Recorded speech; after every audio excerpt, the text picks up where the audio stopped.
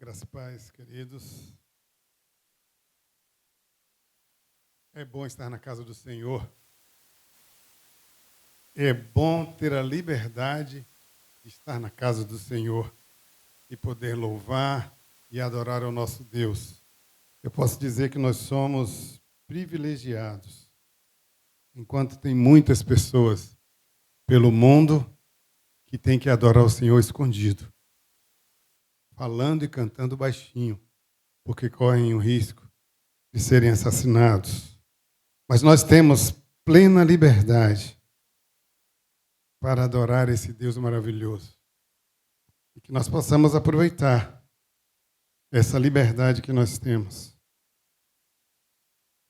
Não podemos perder a oportunidade de expressar a nossa adoração, o nosso louvor a esse Deus maravilhoso, a esse Deus que é amor, a esse Deus misericordioso, a esse Deus que cuida de nós nos mínimos detalhes.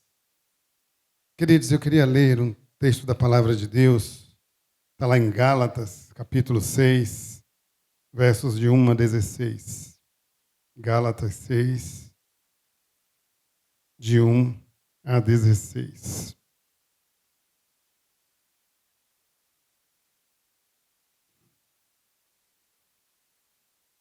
Diz assim o texto: Irmãos, se alguém for surpreendido em alguma falta, vós que sois espirituais, corrigi-o com espírito de brandura.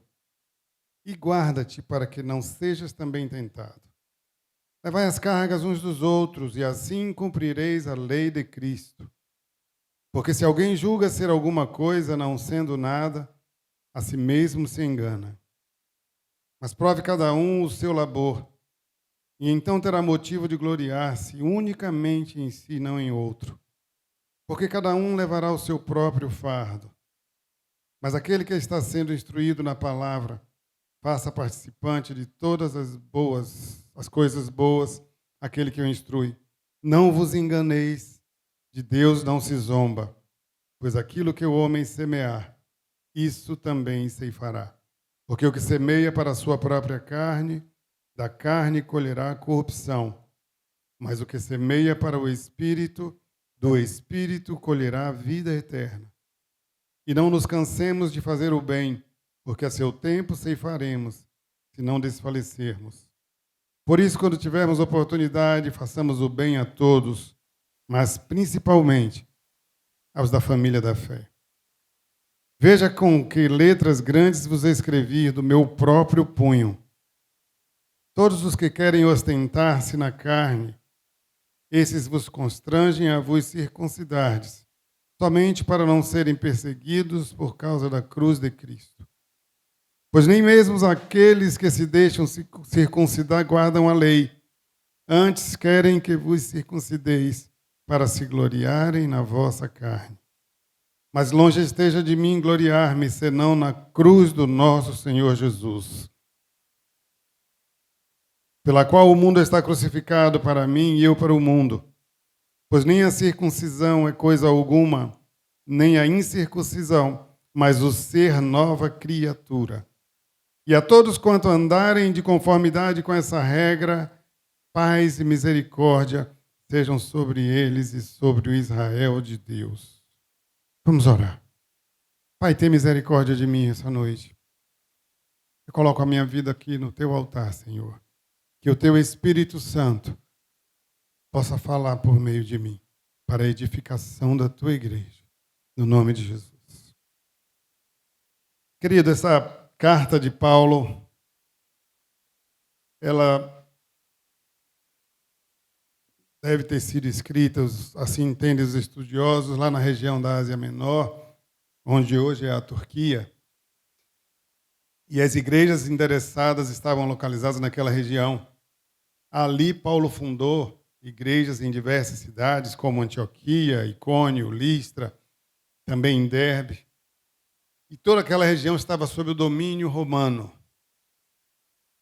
O apóstolo Paulo vai escrever aos Gálatas porque falsos profetas e falsos mestres judaizantes estavam ali minando a doutrina que ele havia ensinado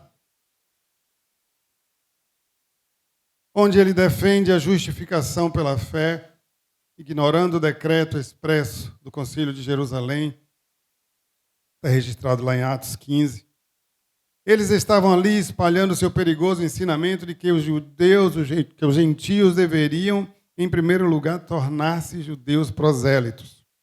Eles deveriam se submeter às leis mosaicas antes de serem cristãos. E o apóstolo Paulo ali defende a doutrina da justificação pela fé. Nós somos justificados pela fé. Esse é o cerne do Evangelho. Os principais temas teológicos dos Gálatas são semelhantes aos que os romanos defendiam, como, por exemplo, a inabilidade da lei para justificar. Nós não somos justificados pela lei. A justiça de Abraão pela fé, ele foi justificado pela fé, assim diz a palavra de Deus. A adoção de cristãos como filhos de Deus. E a importância de cada cristão carregar o fardo um dos outros. E às vezes eu fico me perguntando como é essa questão de carregar os fardos uns dos outros.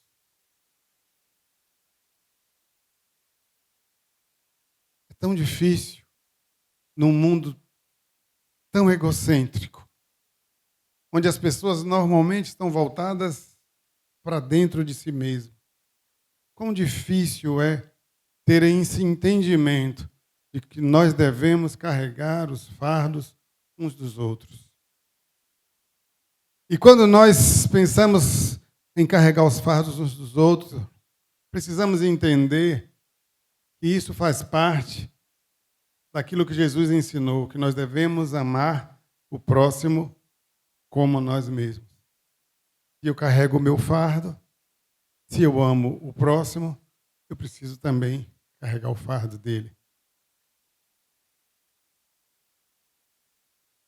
Aqui o apóstolo Paulo vai deixar claro que a lei, ela existe, ela funciona para declarar a nossa culpa, para nos dar a ideia do que é certo e do que é errado, e não para nos justificar. A lei não tem poder para salvar. Jesus Cristo é quem nos salva por meio da fé. A lei não existe para trazer salvação para ninguém. E o apóstolo Paulo estava escrevendo essa carta para esclarecer a igreja em Gálata, na Galácia. E aqui no capítulo 5 desse mesmo livro, ele vai trazer algumas coisas importantes, algumas instruções que foram enviadas aos Gálatas, mas que servem para nós hoje. A primeira é não usar da liberdade para dar ocasião à carne. Nós temos a liberdade. Nós temos a liberdade de escolher o nosso próprio caminho, mas nós não podemos nos aproveitar dessa liberdade para dar ocasião à carne, para deixar que a carne cresça, para deixar que a carne prevaleça. Dentro de nós há uma batalha infindável, carne e espírito. E nós não podemos deixar que a carne prevaleça, irmãos.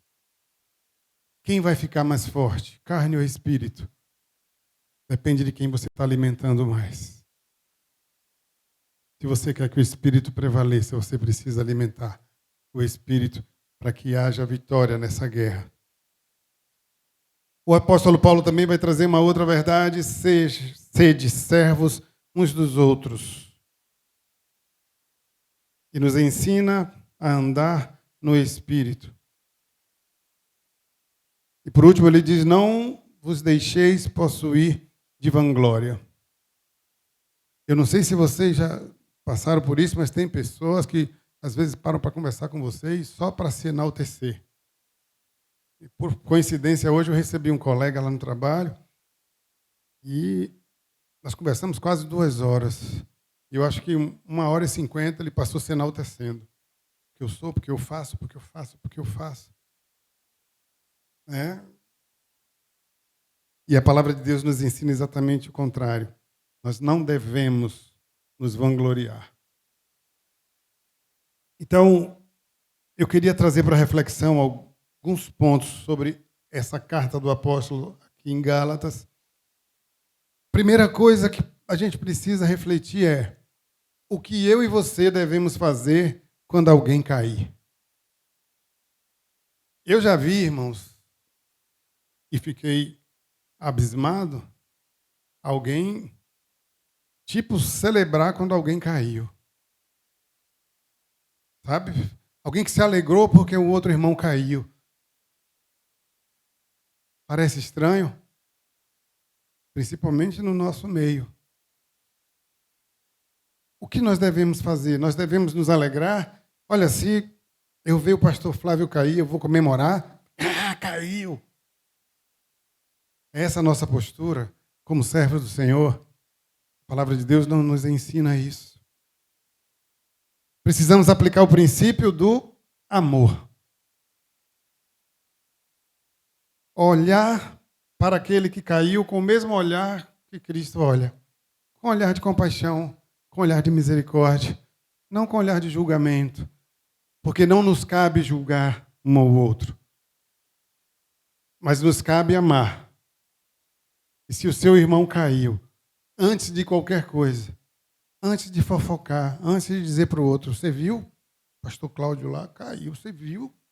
Antes de fazer a fofoquinha, dobre o seu joelho e ore pelo irmão que caiu. Peça a Deus que tenha misericórdia. Peça ao Senhor que dê a ele a oportunidade de se levantar. Caminhe com ele. Ofereça a mão para levantá-lo.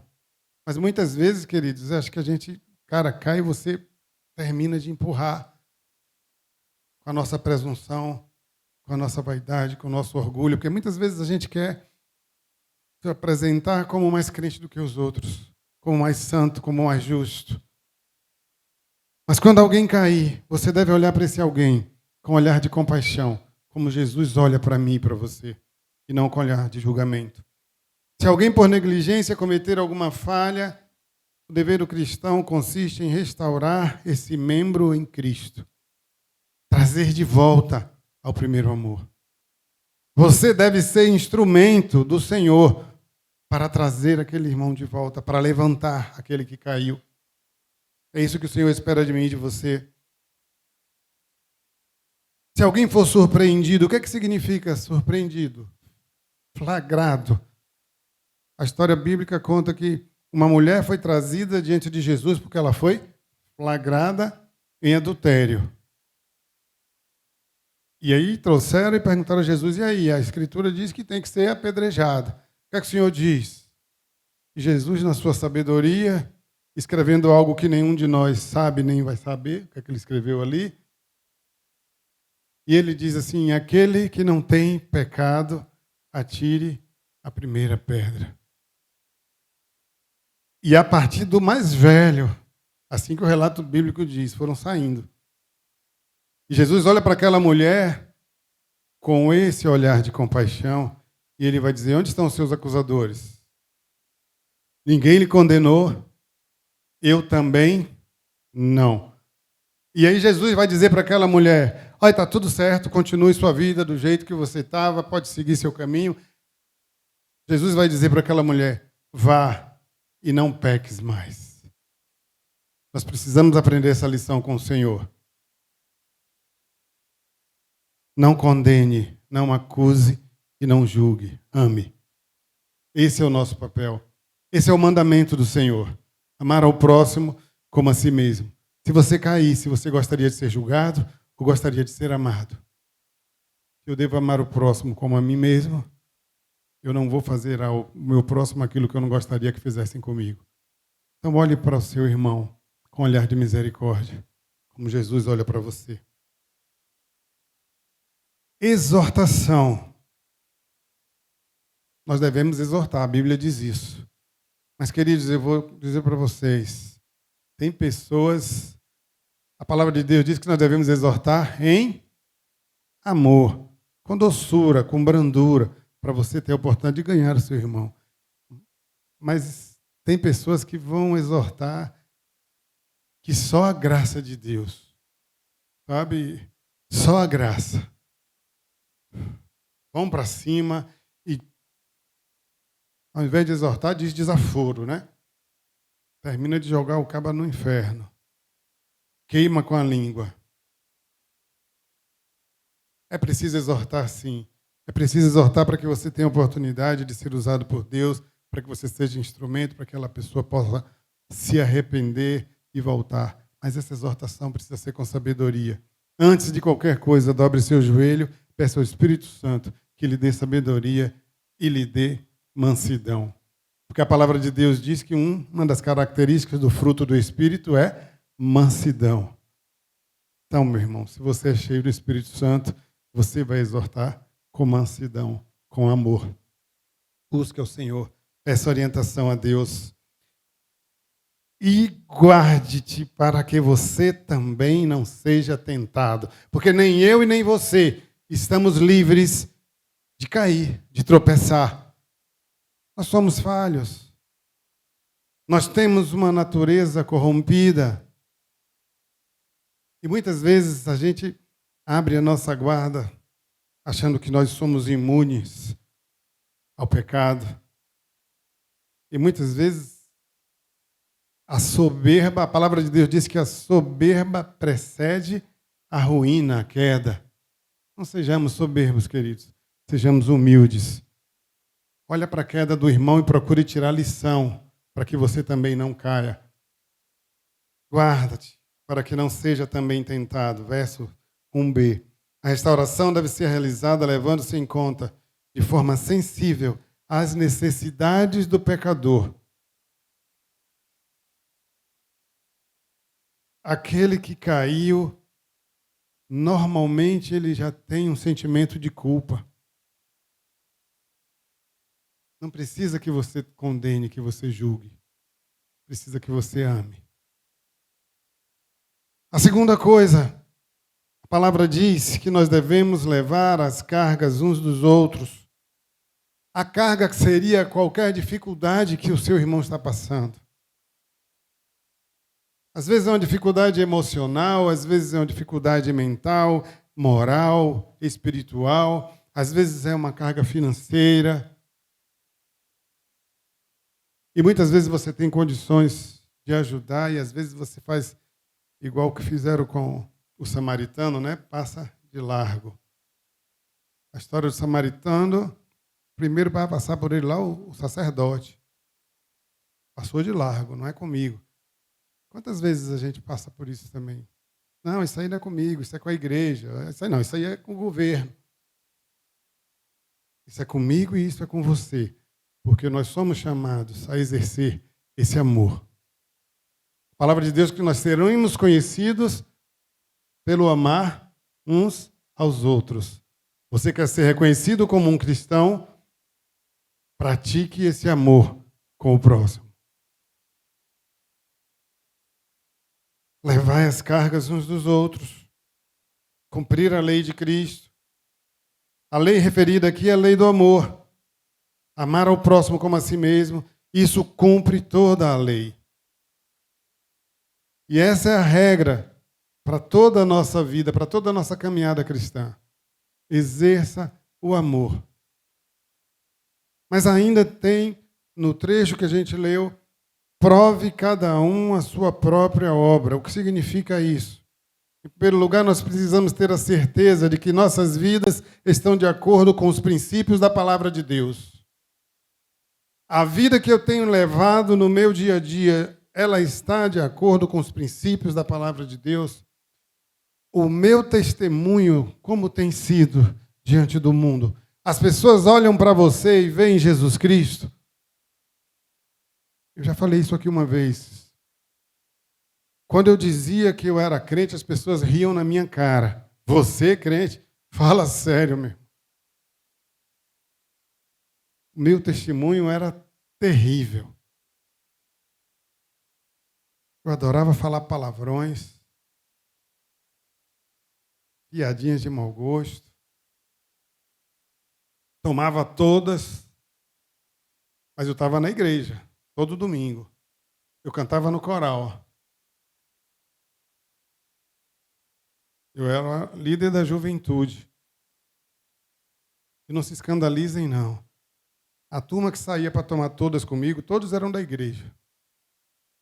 Galerinha da igreja, da juventude, toda saía para tomar cachaça. Às vezes a gente tinha uma reunião de oração no sábado, 7 horas da noite. Quando terminava, a gente ia para a lambateria, dançar lambada até de manhã. Ganhei até concurso de lambada lá em Salvador. Mas no domingo eu estava lá na igreja. E quando eu falava para os meus amigos do trabalho, lá do futebol, que eu era crente, os caras riam, lógico. Como que tu é crente, meu irmão? Tu dançou lambada até 5 da manhã, tomou todas com a gente, é crente. Sabe? Como tem sido seu testemunho? As pessoas olham para você e conseguem enxergar a luz de Cristo. Há pouco tempo eu estava atendendo uma pessoa lá na agência da Caixa, uma senhora, e aí ela falou assim: o senhor é evangélico? Do nada, no meio do atendimento. Eu falei: sou, porque ela, eu percebi. Eu falei: meu Deus, que diferença. Antes os caras riam da minha cara quando eu falava. Agora eu não precisei falar, ela percebeu. Sabe, irmãos, nós temos uma grande responsabilidade com o testemunho que a gente dá. Prove a sua própria obra. Levar a própria carga. Não se trata de uma contradição com levar a carga do outro. A carga aqui ela não tem conotação de dificuldade, mas ela se refere ao seu chamado. Você tem clareza sobre qual é o seu chamado? Qual é o propósito de Deus para a sua vida? Eu queria dizer para você que Deus tem um chamado para você. Se você ainda não conseguiu identificar, bote seu joelho no chão. Deus tem um chamado para você, Deus tem um ministério para você exercer. Você não foi chamado para ficar sentado no banco da igreja, ouvindo as ministrações, participando dos momentos de louvor. Você não foi chamado somente para isso.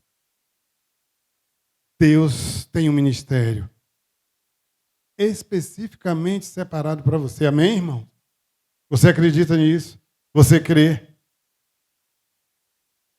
Se coloque à disposição do Senhor. Se você ainda não tem clareza sobre qual é o seu ministério, dobre seu joelho e peça para o Senhor lhe dar esse discernimento. É preciso ter fidelidade no cumprimento das nossas responsabilidades na condição de cristãos e servos de Deus. Um outro ponto é que o homem, aquilo que ele semear, ele vai colher. Sabe, queridos, eu queria dizer também uma verdade. Palavras são sementes. Pensamentos são sementes. Atitudes são sementes. E quem é entendido nessa área sabe que toda semente plantada, ela vai dar frutos. E se você está plantando banana, não espere colher abacaxi. O que é que você tem plantado? Que semente você tem plantado na sua vida? Que semente você tem plantado na vida dos seus familiares? Na vida do seu esposo, da sua esposa, dos seus filhos, dos seus irmãos, dos seus pais? Que semente você tem plantado na vida da igreja? Que semente você tem plantado na vida dos seus pastores? Saiba que nós daremos conta de cada semente que nós estivermos plantado, porque elas gerarão frutos. E se você plantou uma semente, não vai nascer um fruto só. Isso se multiplica. Então nós precisamos ter muito cuidado com a semente que a gente planta, porque o fruto vai vir multiplicado. O que você tem plantado? A Bíblia diz que aquilo que você plantar, você vai colher. De Deus não se zomba. Por mais astutos que nós imaginemos que somos, nós não podemos enganar a Deus. Não adianta fingir a Deus que nós somos espirituais e, ao mesmo tempo, levar uma vida pecaminosa, uma vida dupla como eu levava. Estava na igreja e, quando saía de lá, era uma vergonha. A gente dá conta de todas essas sementes. Eu bem sei que eu tive que prestar conta sobre tudo isso. A caminhada foi difícil, o deserto foi difícil de passar. Mas o bom é que a gente tem um Deus misericordioso. Nós temos um Deus que perdoa.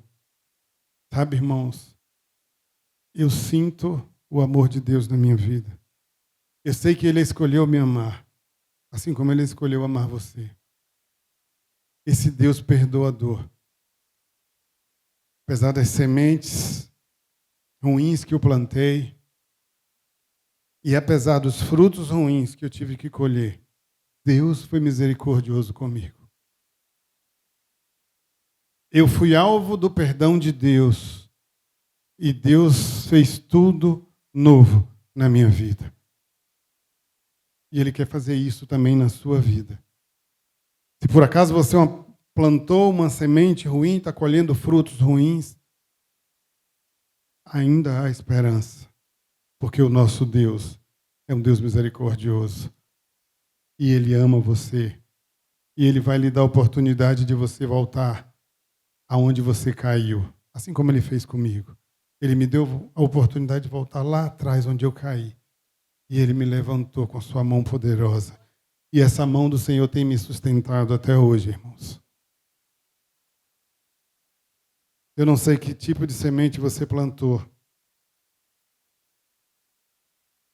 Mas Deus, seja agora, no presente ou no futuro, Ele vai julgar a nossa desobediência. Deus ligou consequências infalíveis ao comportamento do homem, quer segundo carne, quer segundo o Espírito. Os efeitos seguem a causa, ninguém escarnecerá de Deus. Tudo o que nós fazemos na nossa vida traz consequência. Todo o seu ato, toda a sua atitude, toda a sua palavra, todo o seu pensamento geram consequência. Essas consequências serão boas ou más, a depender daquilo que você plantou. Semeia para a carne. Aqui significa ceder aos maus desejos da carne. Quem semeia para a carne vai ceifar a corrupção. O pecado sempre corrompe e nos separa de Deus. A palavra de Deus diz que o pecado faz separação entre o homem e Deus, porque Ele é santo. E há um chamado da palavra de Deus: sede santos. Isso é um imperativo, isso não é uma opção. Isso é um imperativo. Sede santos, porque eu sou santo. A palavra de Deus está nos orientando que nós devemos ser santos, porque o nosso Deus, porque o nosso Pai, Ele é santo. E a sua santidade não suporta a presença do pecado. Por isso que o pecado causa separação entre o homem e Deus. Mas o que semeia no Espírito ceifará a vida eterna. Aleluias. O que semeia no Espírito ceifará a vida eterna. Quem vive de modo agradável ao Espírito Santo receberá recompensa na vida eterna em Cristo Jesus. É importante aqui a gente refletir que tipo de semente nós estamos plantando na nossa vida e nos nossos relacionamentos. Por fim, o apóstolo Paulo continua ensinando aos Gálatas, e ele diz aqui: nós devemos fazer o bem. Versículos 9 e 10, o apóstolo Paulo diz: como cristãos, é necessário nós termos paciência a fim de ceifarmos, e não nos cansamos de fazer o bem, porque as sementes plantadas vão levar um tempo para crescer e dar frutos. Mas uma coisa é certa: a ceifa acontecerá. E aqueles que são fiéis devem fazer o bem a todos, e aqui ele vai fazer uma ressalva. Nós devemos fazer bem a todos, mas em especial aos de casa, aos domésticos da fé.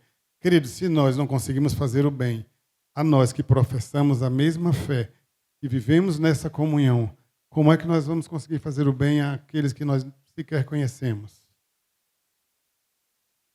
Esse é o lugar, esse é o momento onde nós devemos exercitar esse fazer o bem. Aqui é um momento de treinamento, é a oportunidade de nós treinarmos, fazer o bem uns com os outros. Mas muitas vezes nós temos sido reprovados aqui dentro.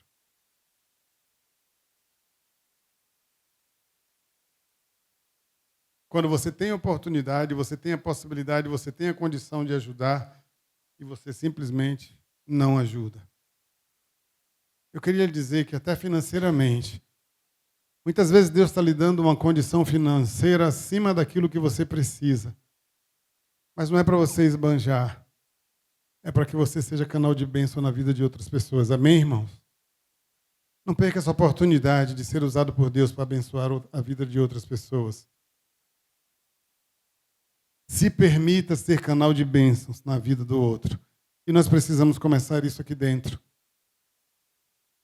Quantas vezes, convivendo conosco, tem pessoas passando necessidade? Eu lembro de um episódio que aconteceu comigo. Eu fui na segunda igreja, encontrei um amigo meu da época de juventude, lá da minha igreja em Salvador. Ele estava frequentando a segunda igreja e terminou o culto lá. Eu não sei porquê, mas Deus tocou no meu coração e eu disse a ele assim, vamos ali, vamos comer uma pizza. E ele disse, não. Aí eu percebi que ele estava assim meio envergonhado. Eu falei assim, não, mas eu quero pagar uma pizza para você hoje.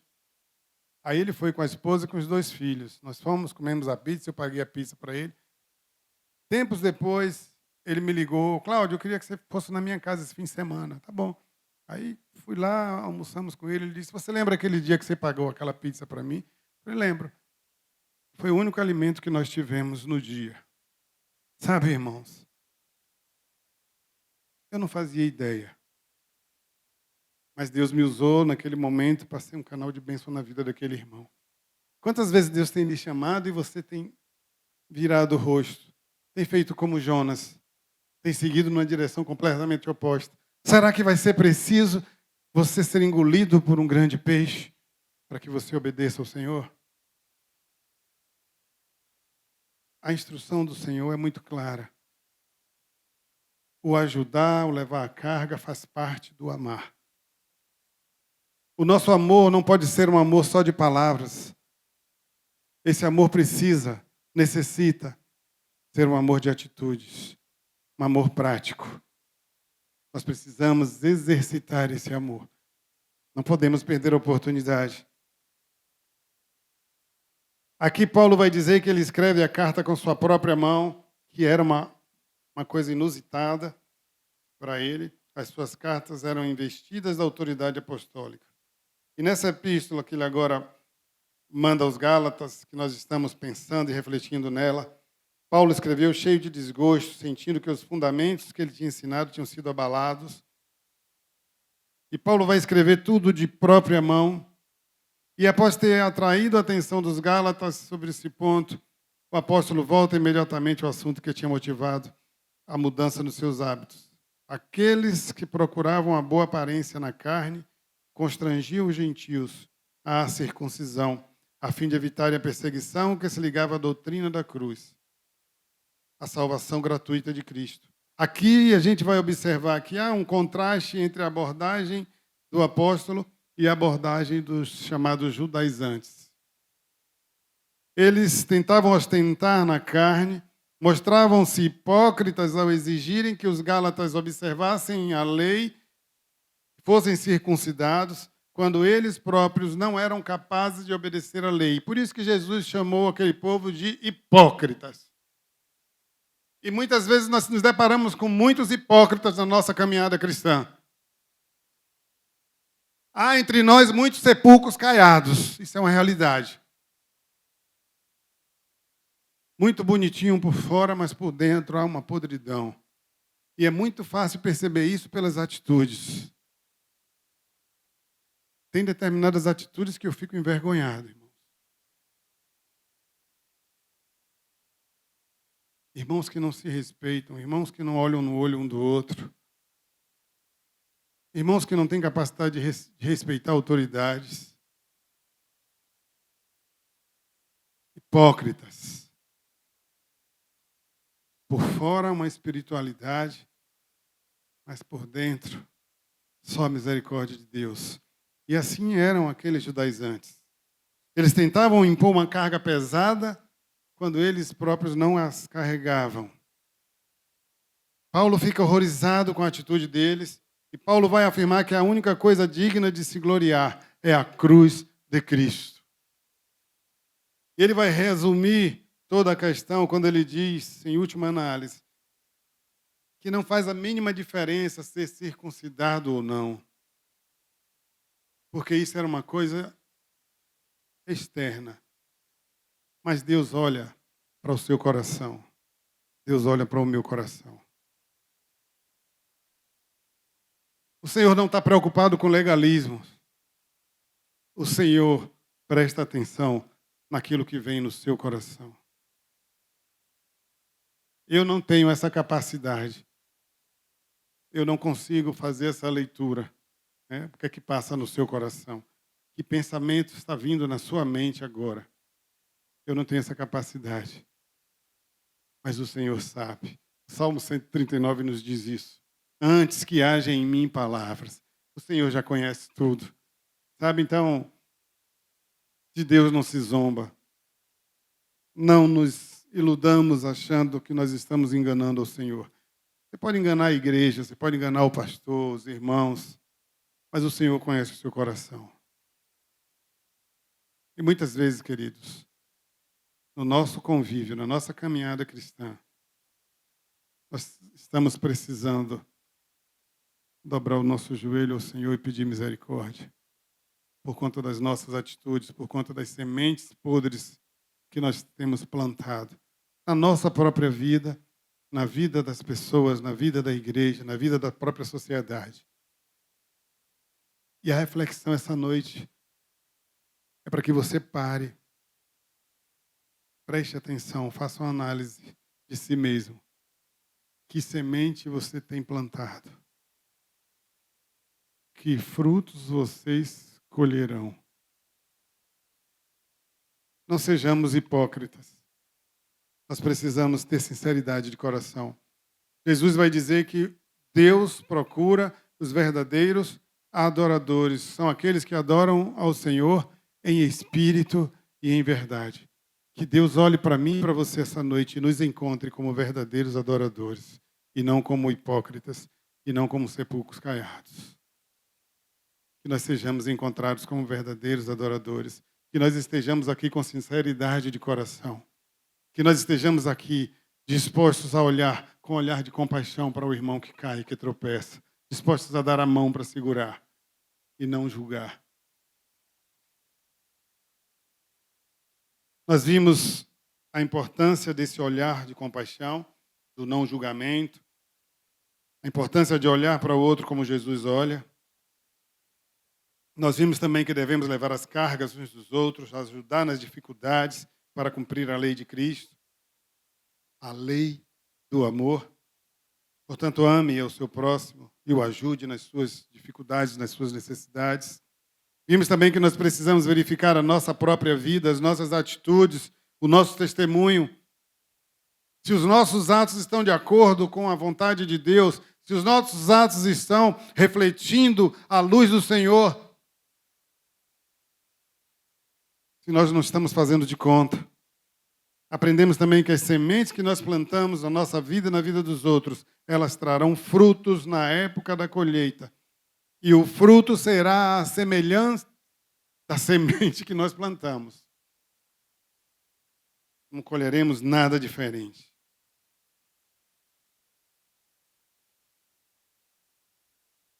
Pregue o amor de Cristo. Mas lembre, querido, que antes de pregar o amor de Cristo, você precisa viver esse amor na sua vida. Porque as nossas atitudes, os nossos atos, eles falam muito mais alto do que as nossas palavras. Você precisa viver a palavra que você prega. Para não envergonhar o evangelho como eu já fiz. Peça ao Senhor que tenha misericórdia. Esteja disposto a fazer uma reflexão. Senhor, vê se há em mim algum caminho mau. Esteja disposto a fugir de toda a aparência do mal. Esteja disposto a arrancar toda a semente ruim que foi plantada, a queimar todos os frutos ruins que nasceram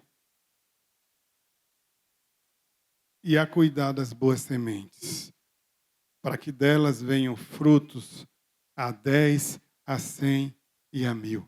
Que você seja bênção na sua vida, na vida da sua família e na vida dessa igreja. Em nome de Jesus, que o Senhor os abençoe. Eu queria orar nesse momento e lhe dar a oportunidade, se você percebeu que plantou alguma semente que dará um fruto ruim, ainda há tempo de você arrancar essa semente que foi plantada antes que ela dê frutos.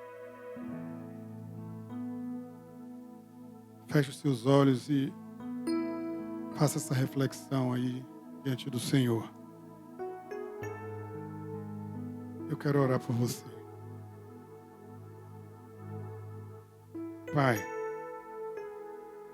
aqui está o teu povo reunido, Senhor. A tua palavra foi ministrada, meu Pai. Que o teu Espírito Santo esteja nesse momento, tratando, ó Deus, para que essa semente que foi lançada da tua palavra, ela possa dar frutos na vida de cada pessoa que a ouviu essa noite. Pai, nós sabemos que nós somos fracos. Nós sabemos, ó Pai, que nós somos pecadores. Mas, ó Deus, nós sabemos também que Tu és o Deus que escolheu nos amar. Que Tu és o Deus misericordioso. Que Tu és o Deus que perdoa. Tu és o Deus que faz tudo novo. Pai, que assim como o Senhor fez na minha vida, o Senhor possa fazer tudo novo na vida daquelas pessoas que estão precisando, que estão reconhecendo essa noite, que semearam sementes ruins, mas que não querem que essas sementes deem frutos. Que o Senhor os ajude a arrancar essas sementes e jogar no fogo. Nos ajuda, Senhor, na nossa caminhada, a plantar boas sementes, sementes que venham do alto céu. Sementes que sejam abençoadoras. Sementes, ó Deus, que tenham origem na Tua lei, na lei do amor. Coloca no nosso coração um desejo ardente de amar o nosso próximo, de estender a mão para aquele que caiu, de olhar, Senhor, com esse olhar de misericórdia que o Senhor me olha, com esse olhar de compaixão, com esse olhar, meu Deus, de amor, esse amor que é incompreensível para nós, esse amor, Senhor, incondicional, esse amor que não coloca condições. Oh, Deus, obrigado por nos amar, Senhor. Obrigado, oh Deus, por estender a mão para nós quando caímos. Assim como o Senhor Jesus estendeu a mão a Pedro quando ele afundou naquele mar e o colocou no barco em segurança. Que o Senhor possa fazer isso agora à noite. Que o Senhor estenda a mão e que o Senhor erga e coloque em segurança no nome de Jesus. Muito obrigado por esse momento, obrigado por essa oportunidade. Pai, continua falando aos nossos corações. No nome de Jesus. Amém.